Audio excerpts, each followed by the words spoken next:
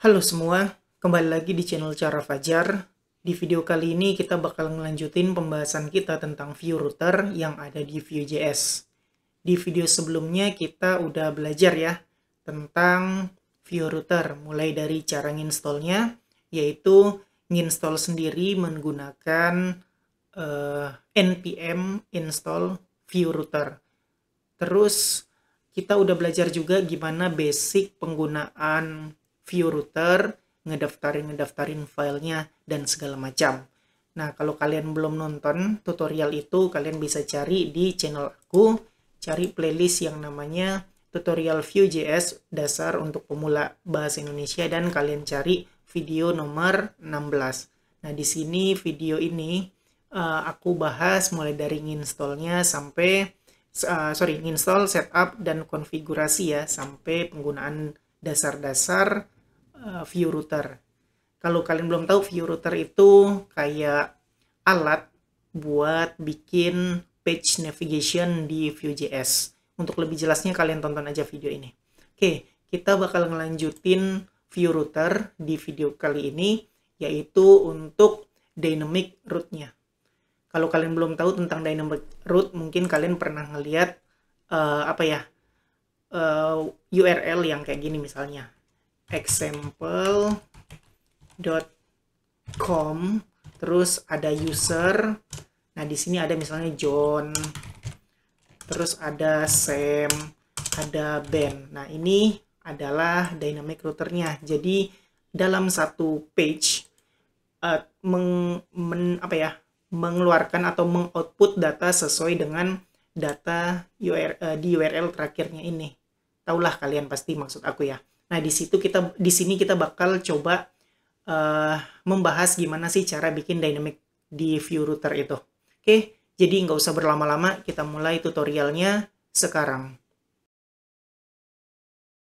Silakan kalian buka project Vue.js kalian, terus kalian buka folder router, dan kalian buka file index.js. Nah, ini yang sebelumnya udah kita buat ya. Di sini kalian tambahin aja di folder roots ini, bukan di folder roots, di constanta roots. Kalian copy aja kayak begini, kalian paste, bikin user path-nya. Nah, komponen di sini kita bakal bikin yang namanya user view. Sebelum kita bisa melakukan ini ya, ini koma dulu, jangan lupa. Sebelum kita bisa menggunakan ini, kita harus bikin filenya dulu, yaitu kalau aku sih taruhnya di folder views ini. Klik kanan, new file, aku bakal bikin sesuai yang kita daftarin, yaitu sesuai namanya ini. Kalau di sini kan about view, views about.view. Nanti aku bakal bikin di sini user view, views user.view. Jadi di sini aku bakal bikin user.view kayak begitu. Nah, terus di sini aku copy paste aja ya supaya cepat. Ini adalah halaman user kayak begini. Terus di sini tinggal daftarin aja, import, kita copy paste yang user view ini from titik 2 kali views, terus kita ambil filenya namanya user.view. Nah, kira-kira kayak begini. Sekarang kita save file indexnya, terus kita buka file yang namanya navbar. Karena navbar di load atau di ini ya, di import nih, dipanggil di file app. Nah, kita buka file navbar.view yang ada di folder components. Di sini kita bakal tambahin router link, duplicate aja. Di sini kita ganti router link to user, ini juga user, supaya nambah link baru. Sekarang kalau aku save, buka terminal, jalanin new terminal, jalanin npm run dev. Tungguin bentar. Ini aja ya. Nah, sekarang klik control, terus klik kiri di local URL ini. Klik aja supaya kebuka filenya. Ini ada error tadi ya. Kenapa ada error? File respon 500.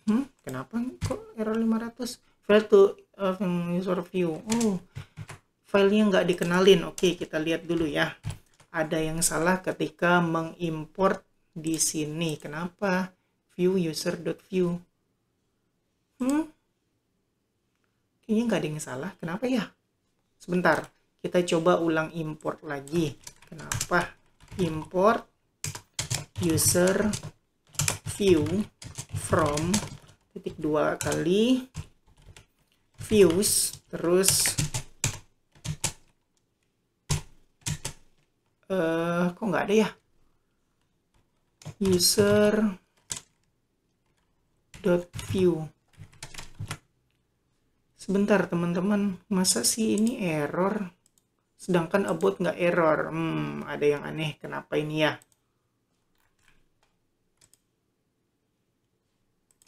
Coba.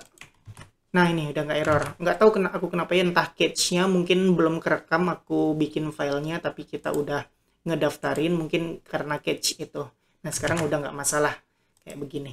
Kalau aku klik dashboard, ke halaman dashboard, about, ke halaman about, dan user, ke halaman user. Nah, silakan kalian ikutin cara aku dulu untuk setup page baru dan navigasi baru untuk user ini. Aku pengen kita nampilin list user di sini. Nah, di list user di sini nanti bisa diklik pindah ke halaman masing-masing user tersebut kayak yang aku jelasin di awal tadi. Oke, langsung aja kita bikin list usernya ya. Kita bikin dynamic di TypeScript, terus export default kayak begini, data kayak begini, terus returnnya aku bikin users dalam bentuk array. Terus ada objeknya yang pertama, ini kayak bakal URL-nya ya, aku bakal sebut params aja. Kalian terserah mau bikinnya apa, tapi sebaiknya samain aja kayak aku biar kita sama persis gitu. Jadi kalian kalau ada error nggak bingung, tinggal ikutin aja video aku. Di sini aku bakal bikin make paramnya. Terus ini contoh aja ya, penggunaan aja supaya kalian ngerti. Di sini name-nya aku kasih make. Terus aku duplicate aja biar cepet. Ben di sini Ben, duplicate lagi, Greg di sini Greg. Udah selesai. Terus aku bikin lagi di sini H2 ya, tulisannya list user. Terus aku bikin perulangan aja pakai UL list. Nah, di list ini kita v4 sama dengan user in users. Nah, aku bakal tampilin di sini user titik name. Kalian tahu ya, ini basic JavaScript aja. Save. Nah, udah muncul nih Mac Ben Greg. Aku zoom in ya biar agak gede tulisannya. Udah dapet nih list user Mac Ben Greg. Kalian gak usah peduliin ya tampilannya, emang sederhana banget. Kita mau fokus ke pelajarannya aja. Oke, udah selesai. Sekarang aku mau bisa diklik kayak begini. Pindah ke halaman user yang diklik, pindah ke halaman Mac, pindah ke halaman Ben, pindah ke halaman Greg. Caranya kita harus bikin lagi file untuk user detailnya. Di folder views ini, new file, bikin aja user detail.view kayak begitu. Nah, di sini template, kita bikin aja sesuatu supaya kelihatan kalau ini udah pindah halaman. Ini halaman user detail kayak begini aja dulu. Terus jangan lupa kita daftarin lagi di sini. Import user detail view from file yang baru kita buat tadi. Views. Terus nama filenya apa tadi? User detail.view kayak begini. Terus kita daftarin deh. Ingat tadi aku udah kasih tahu ya. Caranya path, karena kita mau bikin dynamic user. Nah, kita daftarinnya pakai titik 2. Apa yang mau kita daftarin? Terserah. Mau ID ke, mau name, mau params. Nah, nanti aku jelasin apa perbedaannya. Terus kita panggil komponen user detail view. Udah selesai kayak begini. Sekarang kita balik lagi ke halaman user. Terus kita bakal ubah sedikit ini. Jadi panggil router link karena kita kan mau pindah halaman. To. Nah, ini to-nya kita binding aja karena kita kan dynamic nih, pakai variabel. Jadi ini apa yang namanya variabel atau apa aku lupa. Nah, to-nya ini kita pakai petik 1 supaya ini jadi string, kita pindah ke halaman user. Nah, di sini kita concat user titik params.